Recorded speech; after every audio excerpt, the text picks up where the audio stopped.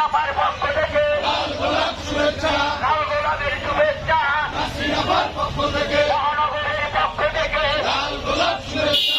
রহমানের আগমন, শুভেচ্ছা স্বাগত।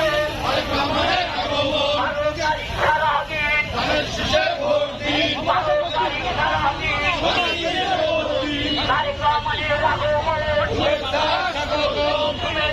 স্বাগত। রহমানের আগমন, বরিশালের প্রাণ, বাংলাদেশের প্রাণ, তারেক রহমানের আগমন, শুভেচ্ছা স্বাগতম। নাসিরাপার পক্ষ থেকে, নাসিরাপার পক্ষ থেকে, বরিশালের পক্ষ থেকে, বিএনপির পক্ষ থেকে, মহানগরের পক্ষ থেকে